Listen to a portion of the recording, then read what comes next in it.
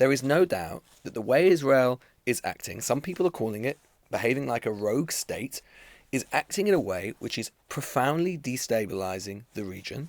Democracy is in a great shape in Hungary, and there's, the ruling of the current government is being contested in a democratic way. We can't even afford a train line that gets from the north of the country to the south of the country. What on earth are we doing? Sort of throwing more money at something, at yet another part of the world that we can't afford to be into. But this attack on Iran is not an act of self-defense. This is an act where Israel is the aggressor. Well, the situation in relation to Israel, Iran is obviously fast-moving. And in those circumstances, it's really important to cling on to the key principles here. Obviously, all of us, UK included, are very concerned about the nuclear programme that Iran is developing, long been concerned about that. Also completely recognise Israel's right to self-defence, but the principle is that we need to de-escalate this. There's a real risk of escalation here that will impact the region, possibly beyond the region, into Gaza. And obviously it's already having an impact on the economy. So That's Keir Starmer talking to journalists about whether the UK could be dragged into a war with Iran. Each time I listen to that clip, I hear something slightly different. At first, I thought he was trying to say nothing. But actually, I think there is a pretty clear message coming out of it, which is that he does not want this country to follow whatever America is thinking of doing in terms of military action. It does appear as if there could be clear space between Trump, the White House, Starmer and number 10. But if push comes to shove, if the crunch comes and Trump asks Starmer for assistance in attacking Iran, how credible is it that Starmer will actually say, no thank you? Welcome to the News Agents.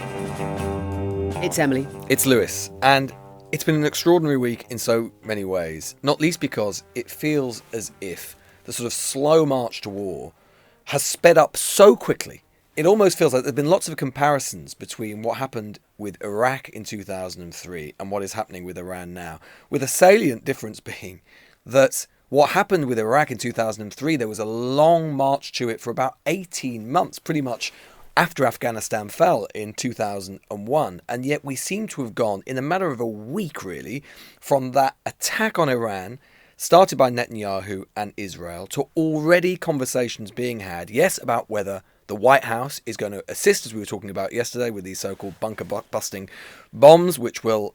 Easy for you to say. Indeed not. And we can talk about what they're actually called a little bit later, because Emily and wait. I have been doing some research on that, and it is an intriguing answer.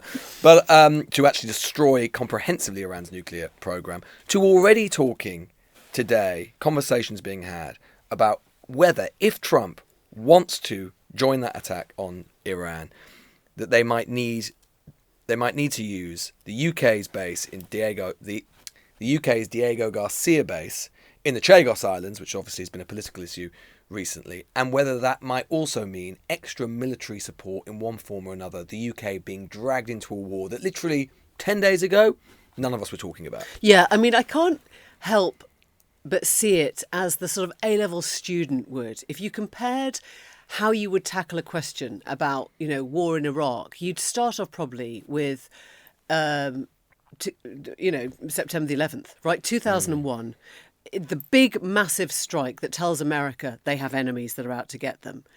And we do not go into war with Iraq until March of 2003.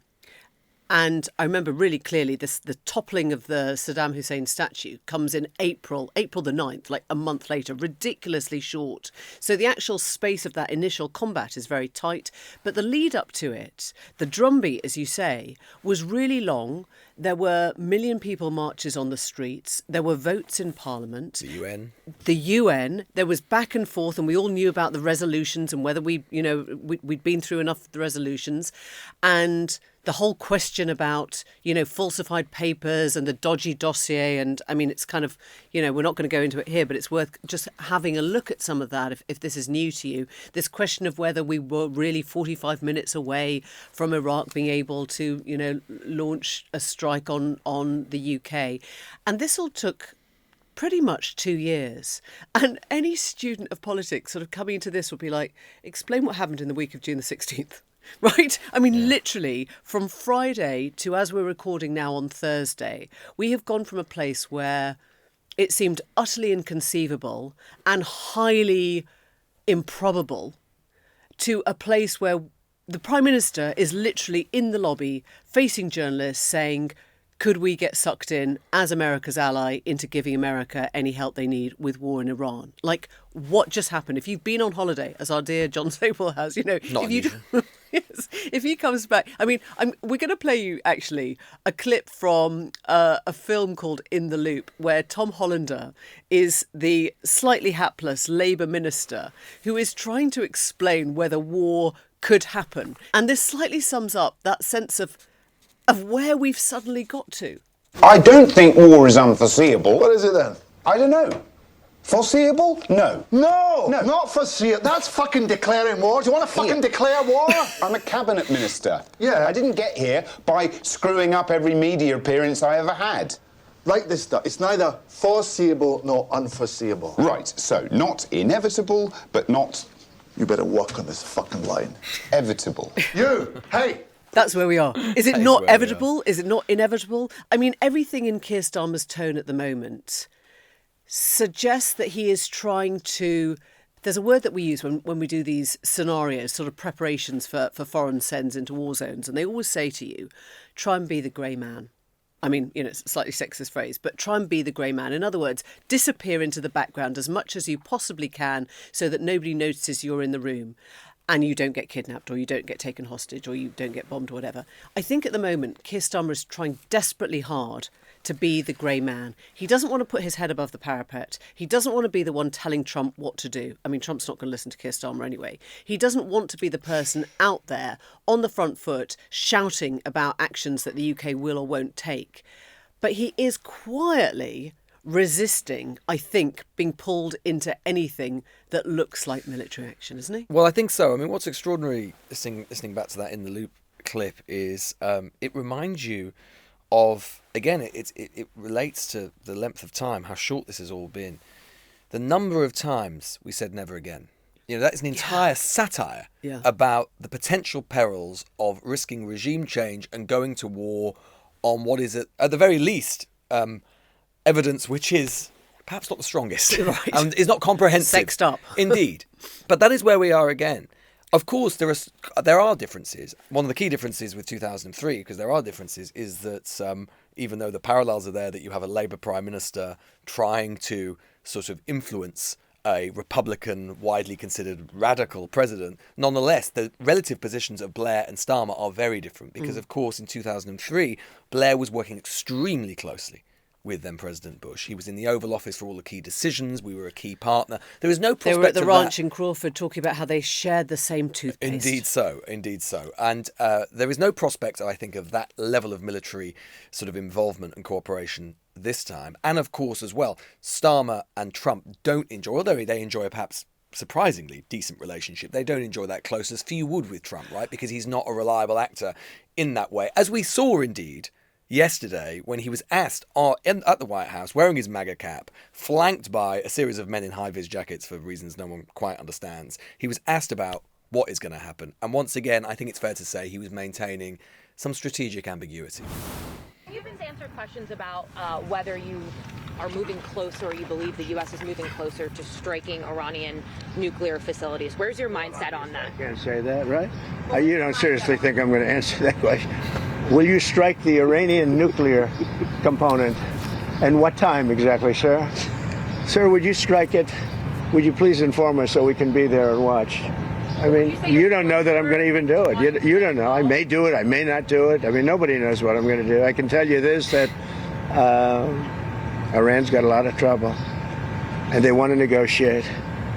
And I said, why didn't you negotiate with me before? All this death and destruction. Why didn't you negotiate? The funniest thing about that clip is it sounds really sensible, as if he's going, do you really think I'm going to tell journalists if I'm going to do it or not?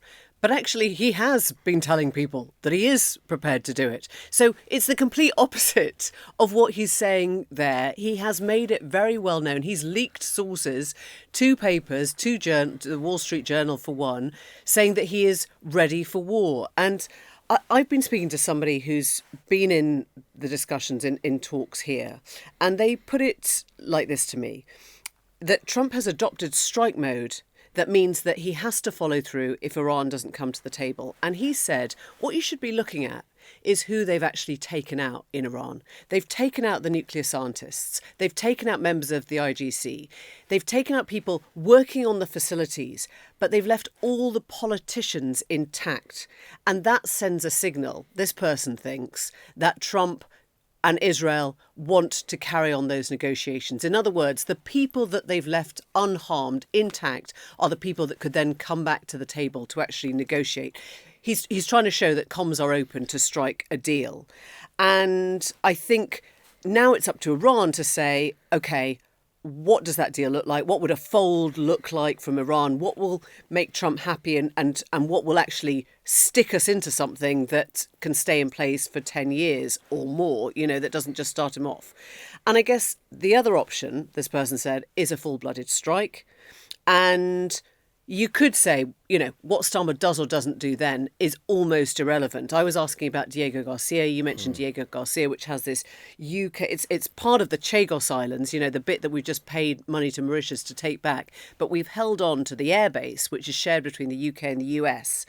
And I was told that we have had B-52 bombers stationed there for a couple of months now, waiting for a call sign.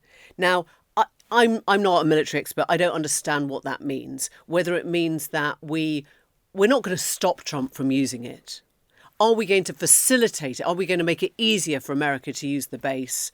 It's hard to see how we would say no. And clearly, the fact that these bombers have been stationed there for 2 months, I guess, gives us a little bit of background into this, which suggests maybe it isn't all as sudden as we think. I think it's a really difficult situation for Starmer because I think you can hear his scepticism about all of this. He's being as clear, I think, as he can that he doesn't think the Americans getting involved is a good idea. I think privately he's saying that, or his government's saying that. European governments are pretty united on that, and nonetheless, and indeed, but there is this great variance at the moment between European governments and the Starmer government and Trump, because you heard it there again. Starmer keeps saying he wants de-escalation. Now, Netanyahu definitely doesn't want de-escalation. He wants to finish the job in his own terms. And Trump isn't calling for de-escalation either. In fact, he's been explicit that until Iran comes back around the table on terms that he approves of and Netanyahu approves of, then there really isn't any point in de-escalation yet. Now, that doesn't mean that Trump might not change his mind in the next few days, but it does leave Starmer, I think, in a really difficult position because, honestly, I cannot see, I've thought about it, I cannot see an analysis which says that Britain getting involved in any way could be in our national interest. Oh, my God, no. We cannot afford it. Like, as you were saying yesterday, we can't even afford a train line that gets from the north of the country to the south of the country. What on earth are we doing? Sort of throwing more money at something, at yet another part of the world that we can't afford to be into. I think that, look, we don't want Iran to get the bomb. We've been involved in a 20-year process to try and make sure that doesn't happen. It was Trump, of course, as we've been saying all week, that actually pulled out of the deal. But yeah, of course, we don't want Iran to get the bomb. That would, in a region which already has, lots of states, Pakistan, India, Russia, Israel, all having nuclear warheads, throwing Iran into the mix is clearly not in the interests of world stability. But I think that, part of this is we have to think about Israel's role at the moment. And whatever you can say about, whatever one thinks about Israel and its place in the region, there is no doubt that the way Israel is acting, some people are calling it behaving like a rogue state, is acting in a way which is profoundly destabilizing the region. It is obviously what happened on October the 7th was appalling, but this attack on Iran is not an act of self-defense. This is an act where Israel is the aggressor in this situation. And so for us to go in on Israel's side and actively militarily assist them in those circumstances, at a moment as well, let's not forget, when they have been conducting a campaign in Gaza that many people believe involves war crimes, which indeed Benjamin Netanyahu himself, if he stepped foot in the United Kingdom, the British government would have to arrest. He himself, or the British government themselves, have imposed sanctions on 2 senior Israeli ministers. In these circumstances, is this an action? Is Starmer going to turn around to the British public and say, okay, that's all true, but now we're going to help all of these people in this war of aggression that they're fighting against Iran? I just cannot see in any way in which it would be in the British national interest. And that's before you even get into the potential effects of regime change or the Iranian regime crumbling. Terrible regime, appalling, it deserves to go into the dust. But we do not know what would replace it in these circumstances. We've seen when we try and deliver democracy from 30,000 feet, how that can go wrong. Yeah, and what you've said, to put it in a political context for Israel, is elections next year. So, of course, there are reasons why Netanyahu wants to go into this next campaign saying, I'm the man that saved Israel. I'm the man that saved Israel from an existential threat. And can I just say, and I'm going to get a load of shit for saying this, but there is so much machismo to the language, to the aggression, to the speed of what is happening right now. I just cannot see any of this happening if there were more women leaders, right? I mean, going back to your bunker buster, which is actually called the Massive Ordnance Penetrator, which sounds frankly more like a sex toy than ammunition. Glad you said that. I'm sorry, but you put Trump there, you put Netanyahu there, you see men who are desperate to talk about war and even prepared to fight wars without giving their populations, many of whom, the population of Israel, the population of America is not willing their leaders on to strike yet more countries. They're saying the opposite. They're saying Trump got elected to stay out of, to keep out of wars, to pull America away from foreign wars. So what is the level of the ego and machismo of the men in charge that they think this is a solution for the world? It beggars belief. And that is before you even get to, as I say, thinking about the actual British national security interests. Yeah, of course we want to keep the Americans on side. But the major strategic threat we're facing right now, obviously, is Russia. It's what's going on in Ukraine. We have limited military resources. Yes, Iran, to some extent, are part of that because they are an ally of Russia. Again, want to stress, we should be no friend or any sense or have any sort of romanticism about what the Iranian regime is. It's an appalling regime. But nonetheless, again, on British national security interests, how will it serve us to be seen once again to be bombing Muslims, bombing another Muslim country at a time when we are already facing profound terrorism threats, security threats, the alienation? We have to bear that in mind as well. Again, we've played this game before. We saw what happened with Iraq. And I find it extraordinary, particularly for Trump, who was elected. He took over the Republican Party partly because of the profound dissatisfaction within the Republican Party with what happened with Iraq and the forever wars. For him to be dragged in this way and potentially drag us along with it down another adventure in the Middle East in that way, it fills me with foreboding, frankly. In a moment, we'll be speaking to the Deputy Foreign Minister of a country that is still a friend of Israel and welcomes Netanyahu on its soil, that is a member of NATO, that is a member of the EU. And we'll be asking about how that NATO summit next week is likely to shake down. Well, joining us now is Levent Magyar. He's Hungary's Deputy Foreign Minister. And, Minister, you've just come out of Foreign Office meetings. Give us a sense of what was discussed there and how close you think our two countries are right now. Well, the two countries have traditionally been very close to each other. That cannot be said for all episodes of the 20th century, as we found ourselves tragically on opposing sides of both world wars. But apart from these episodes, culturally, our peoples are very close to each other. Hungarians have always looked to England as an example in, for example, how the democratic political system has been running for hundreds of years. So going back in history, our elite had always a streak of Anglophile touch in it, and that continues to be the case to a certain degree. So we have great sympathy overall for your culture. In the past few years, our political relationship has been rockier than before, despite the fact that we're both members of NATO. Before, we were both members of the European Union, so that bound us closely together. But NATO is the ultimate security framework that is essential to Hungary. And the UK, being one of the strongest members of NATO, is also a provider of Hungarian security that we acknowledge constantly. The differences in our political views mainly pertain to judging the situation in Eastern Europe, so the conflict in Ukraine. We have refrained from delivering arms to Ukraine. We have always been seeking a diplomatic solution, well, expecting a diplomatic solution. Not that we could ourselves contribute essentially to that happening, because it's a geopolitical power game involving the biggest global actors. But we've voiced our concern over the regular refusal by both parties to reach at least a ceasefire by sitting down without any preconditions and just working it out. When you say refusal by both parties, obviously President Zelensky would say, I was there, I was at the talks, I was ready for ceasefire, I called for a ceasefire, I have not been the aggressor here. That's very clear, that they've not been the aggressor. But the most curious aspect of this entire conflict, in my view, is the fact that in the spring of 2022, was it March or April, something like that, so a few weeks into the hot phase of the war, the Ukrainians and the Russians basically reached an agreement in Istanbul. There was a draft agreement on the table. The points were worked out. Whether it was fair to the Ukrainians, it's up for them. It was up to them to judge. Anyway, they decided not to sign it. Why? This was stated afterwards by prominent Ukrainian statesmen who participated in the project and the whole process of trying to end the conflict at that very early stage.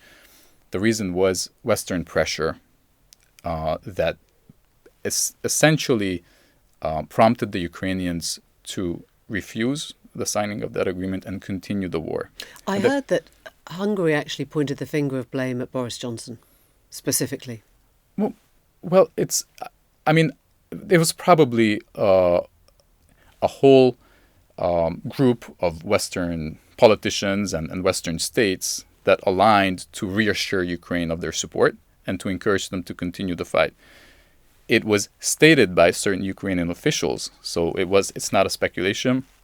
It was outright stated that it was Prime Minister Johnson who traveled to Ukraine at the time and had held talks with top Ukrainian leaders and allegedly, ostensibly, convinced them of the sense in carrying on the fight.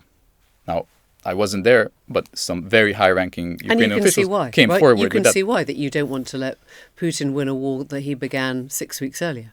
Right, but if the Ukrainians themselves came to the conclusion that there is a way out of the conflict without losing more lives and without having even more of their land devastated by this terrible war, and they finally walked back from that because certain Western pressure was exerted on them, I think that raises the question of the moral implication of the West, or the moral culpability, if you like, of the West. Do you think it was immoral? Immoral to convince the Ukrainians not to continue the fight if the Ukrainians saw that it was the best for their country not to continue. Then that raises the question of You say morality. It raises the question, but I'm asking you straight up. Do you think it was immoral advice? Well, if you're in politics, if you wield the kind of power that Britain or the United States or other Western powers wield, and if you have an influence on how the world is being run and how conflicts erupt and are settled, then I think if you do any steps or you make any measures that contradict or go against finding a way out of the conflicts, and thereby contribute to the dragging on of certain armed conflicts, then you will be morally responsible for the loss of human life. Do you think this country is part of that?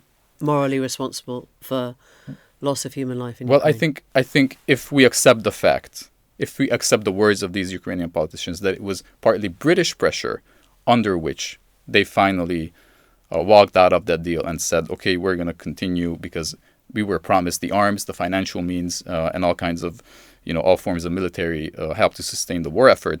I think that puts a certain moral responsibility also on the parties that were involved in this pressuring of Ukraine. I want to come back to Ukraine, but tell me now, when you were in meetings half an hour ago, were you discussing Iran? Not Iran. Look, the Middle Eastern situation is cause for alarm to all of us. But we have not been discussing that in length because the most immediate security concern of Hungary is the Ukrainian situation. There's a war raging a couple hundred kilometers from our borders with a nuclear power involved, a power that we ourselves have had to fight a number of times in our history, and we retain the memory of that. You're talking about Russia. About Russia, obviously. So we were living under Russian occupation for 50 years. We fought them in World War II. We fought them in World War I. We fought them before in our national revolution in the 19th century. Which is why, for many people, we can't understand why Hungary's approach to Russia isn't more robust, isn't more condemnatory. I mean, you walked in here and you talked about people who'd left Hungary in 1956, right. The communist, the Soviet invasion of your country. Presumably, that muscle memory is sharp and hard, and yet Hungary seems to be so willing to roll over to President Putin and accept whatever he wants to do. So let me turn this around. This is precisely the reason why we feel that we don't need to explain ourselves every time we are being blamed for being too closely affiliated to Russia, working with them, being their ally, undermining NATO, all the things that we've been accused of because of the sheer fact that we're doing business with them. We're buying oil from them through Ukraine, by the way, and we're paying the transit fee to the Ukrainians. We're buying gas from them. We have an ongoing nuclear project with them. So dealing with the Russians on a transactional basis does not put us in the basket of, wanting to cozy up to them or accepting their geopolitical, goals or aligning with. It kind of does, Minister, because if you're trading, then you are clearly accepting of their political position in the world. You don't. Right. Most of the countries have sanctioned Russia. Right. They sanction Russia because they want to see it economically damaged, because they disapprove of its military occupation of Ukraine. You don't, so therefore, that kind of does put you in the basket. Okay, then we're in a very distinguished community because Spain, France, and Belgium have last year bought twice as much LNG from Russia than in 2021, so the last year of peace in Europe. Altogether. But now you know what the EU is saying enough of Russian oil, we're going to stop all that. And Hungary didn't want to sign that. So one thing is what the future holds. Yeah. There's an ongoing debate whether and how we can get, as a European community, get rid of this Russian oil and gas dependence. But you don't want to do that. I mean, you're not signing up to that. We have very sound reasons why we don't want to do it, but it's an ongoing debate. What I'm talking about is, we've been hearing for the past years that we are aligned with Russia. And that puts us at odds with the common Western interest. Now, when you say that one proof of that allegation is the fact that we do business with the Russians, then my answer to you, with all due respect, is that others are trading with Russia as well. So there should be another reason found, because this is just simply not enough. The Americans are trading with the Russians. The Americans bought about 50% more nuclear fuel from the Russians in 2023 than in 2022. To be fair, we're completely confused about where America and that was under Russia Biden. Is aligned. That was under Biden. All right. Let me get back to Iran because, it is feeling quite urgent as we go into this weekend, next week. Is your sense that America will be at war when we are at the NATO summit? Look, I take the courage to talk about the Ukrainian situation in depth because we have some degree of understanding about what's happening there and what are the root causes of this conflict, and we understand the cultures involved and the whole historical context. That cannot be said for the Middle East. So obviously we have a sense of what's happening, but the complexities behind this decades-long standoff between Iran and Israel are just, in a certain sense, they just exceed our frame of reference.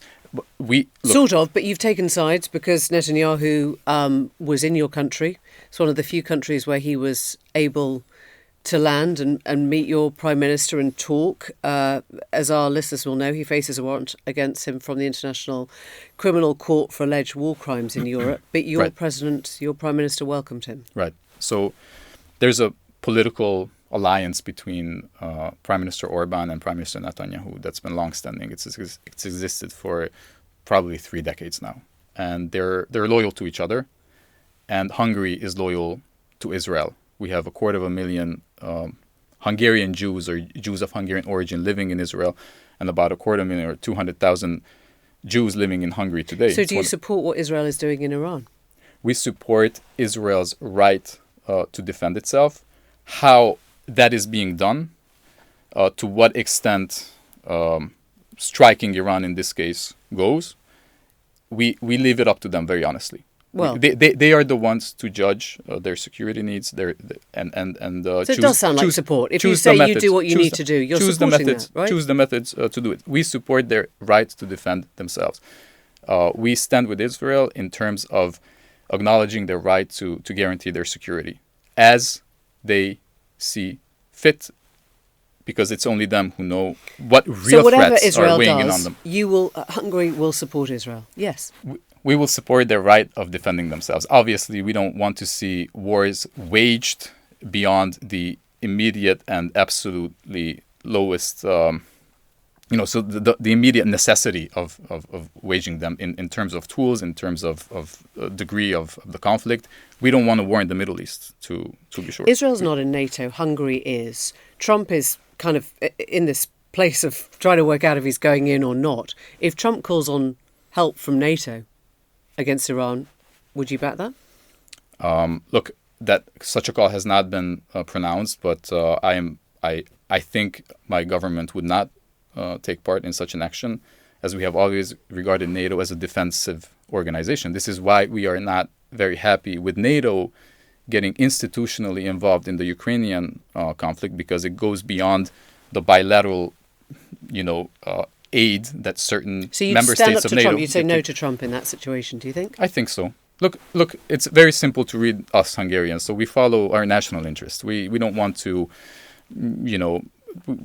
we're never seeking acknowledgement, neither from neither of our partners. We're going to do what is best for the Hungarian people. Today, the best interest of the Hungarian people is served by supporting Israel's right to defend itself, to seek the ways in which it can best do that. And if there's an international coalition formed to take part actively in a conflict that is completely outside of our sphere of interest, from point of view of Hungarian interest, I'm quite sure that we will not be on board. So does the same apply to NATO when the Secretary General says we're looking for 5% defence spending? Hungary's at, just over 2%?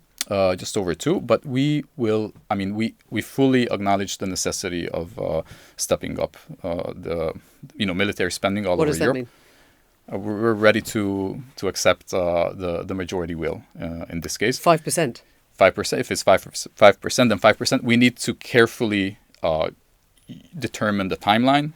To make it feasible. Because Spain has just said no. To make it feasible. Today has said no, we can't do that. Without due respect, and we're great friends with the Spanish, but they are geographically located in a safe spot today. So we're close to the Balkans. Don't forget the Balkans. There's always something being cooked up there, and we're very close to the Ukrainian conflict zone. Hungary needs a strong military, as do other European nations. So we fully acknowledge NATO's strive to reassert its military prowess.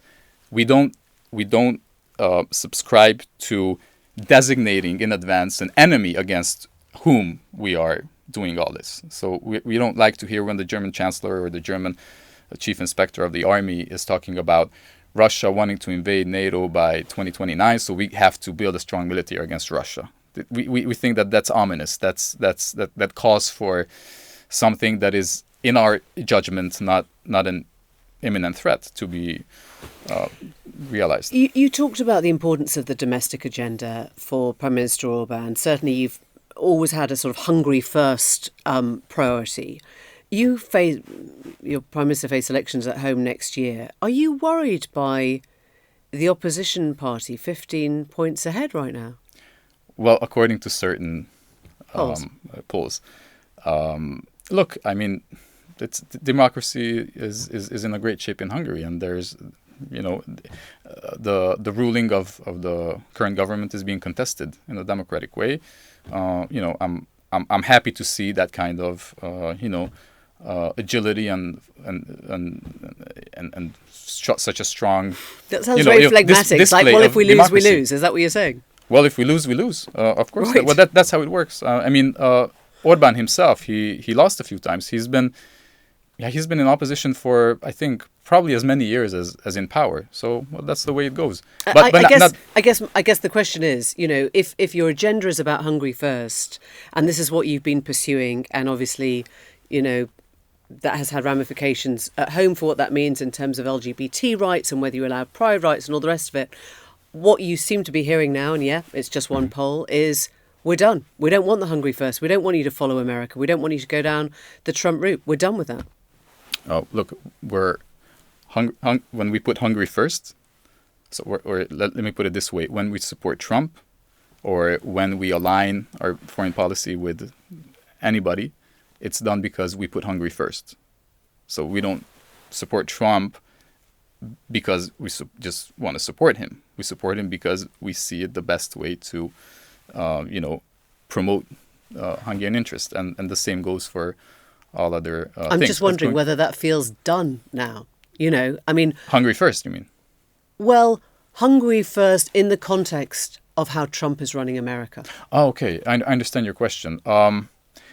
Maybe that's out of fashion. The Democratic administration put enormous political pressure on us because of diverging political ideology, to put it simply. Now that pressure has been taken off of Hungary. So that in itself is considered by us as a political breakthrough in the American-Hungarian relationship. We're happy to see that happen. But there are many things to be mended. For example, they abolished the tax treaty, the Biden administration that we had between our countries. They never abolished it with Belarus, and they never abolished it with even Russia. They just suspended it when they attacked Ukraine. So it's a grievance for us that needs to be somehow remedied, and we're working on that with the Trump administration. But the most important political gesture by them was to stop picking on us all the time for whatever we were doing domestically. That has stopped. And getting back to the Hungarian polls, so there's a democratic... When you say picking on us, pulling up Hungarian human rights issues. Yes, but to the degree that they presented us. Actually, it was the Obama administration, but the Biden administration was going about it in the same spirit. They presented us with a wish list of what we should be inserting into our constitution and things like this. So we can have political debates, but on a respectful, on a mutually respectful footing. That the one that we're having today in Great Britain. So I wasn't harangued, I wasn't lectured, I wasn't educated.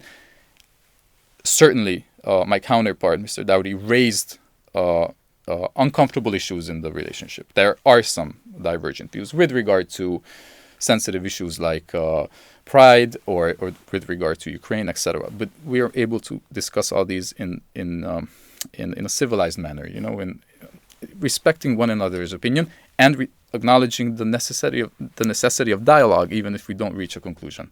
Because the more we talk, the better we understand each other. And since we're friends and allies, this is both of our interests. I believe so. Minister, thank you very much. Thanks for talking to us today. Thank you so much. Before we go, the prize for most awkward encounter of the week probably goes to the Juventus football team, who were standing in rows behind Trump as he welcomed them to the White House there in the US for the Club World Cup.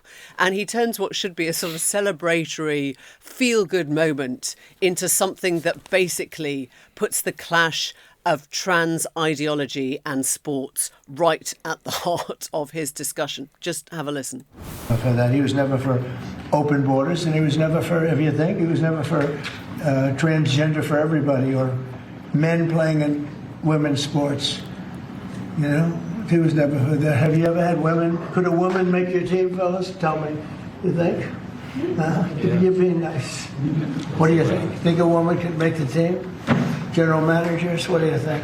Difficult. You don't say it. We have a very good women's team now. You do have, right? Yeah. But they should be playing with women, right? Yeah. It's one of those things. They've clearly been told, do not respond, do not react, do not answer questions. I'll take all this. But as we know, transgender rights have been massively under threat since Trump came into power. And he has made this a sort of central theme of, I guess, what he would call an anti-woke government. Yeah, and it got even weirder as well because he didn't just talk about trans, he started talking about Iran.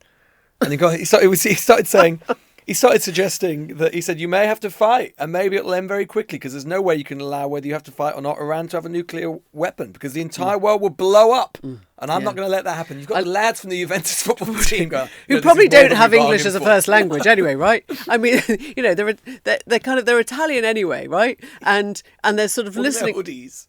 Sorry? They're all in their white hoodies. They're all in their hoodies and they're kind of thinking, I mean, that whole line of like, just stick to football. We're going to stick to football. Right? Yeah, there's some nice Twitter reaction, including one fan who said, as a fan of Juventus for decades, it never crossed my mind that this exact combo would happen even in the next century. Their faces say it all. Anyway, next week, newsagents joined by Dynamo Kiev. Exactly. Very exciting. But seriously, next week we are off to NATO. Well, to be fair, half the team is going to be at Glastonbury and half the team is going to be at NATO, which is about the most newsagents thing I can imagine. And we will be live broadcasting from The Hague. Big shout out to all the fans out there of the old lady. We'll see you tomorrow. Bye-bye. Bye for now. The Newsagents. This is a Global Player original podcast.